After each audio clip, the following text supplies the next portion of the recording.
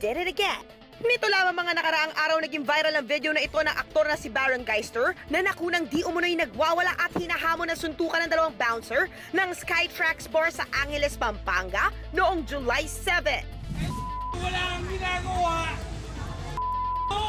Ayon na rin sa annotation ng kumukuha ng video, ayaw papasukin ng bouncer si Baron dahil lasing di umano ito, bagay na ipinagbabawal sa pinagtatrabahuan nilang bar. Nang ma-interview ang sangkot na bouncers, ito ang kanilang pahayag.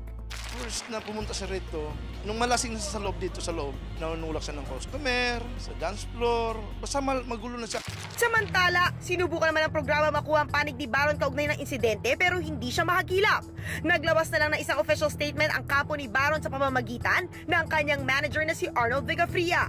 Sa isang bahagi na statement, sinabi nitong, as clearly appearing in the video, there is no single justifiable reason for the management to deny admission except that he is Baron Geister with obvious past issues.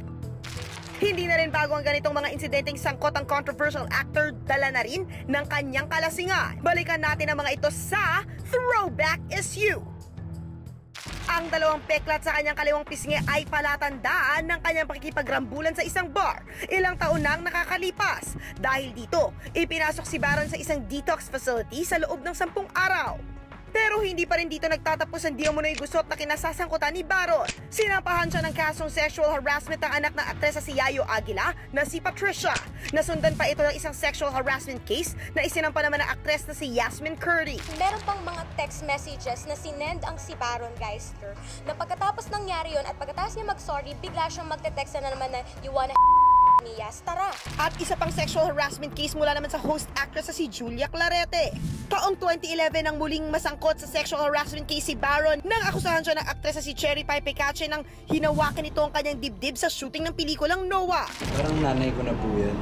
Hindi ko po yan. Ni minsan kahit sa set, yung mga kasamahan ko sa taping, sa trabaho, hindi ko po binibigyan ng mali siya. Kagalang-galang naman ho siyang babae. Bakit naman ho natin yan babastusin, lalo na sa eksena. So, para sa akin, napaka-imposible po yan. Noong November 9, 2012, nasangkot na naman sa kasong physical assault si Baron nang akusahan siya ng pananakit sa isang kapitbahay. Napag-alamang nasa impluwensya na naman ng alcohol si Baron nang naganap ang insidente. Naayos na lahat na nagkaroon sila ng mutual settlement. At sa nangyari nito lamang July 7, marami ang nagtatanong, is Baron back in his old ways? Muli na nga ba nagiging Baron Bado itong si Baron? Tara na! Wala kang ginagawa! Sa gitna ng pinibagong insidente kinasasangkutan ng tinaguri ang modern bad boy ng showbiz, marami pa rin ang umaasang magbabago na siya ng tuluyan. Bilang isa siya sa mga pinakahinahangaang aktor ng kanyang henerasyon. Ito ang Throwback is You.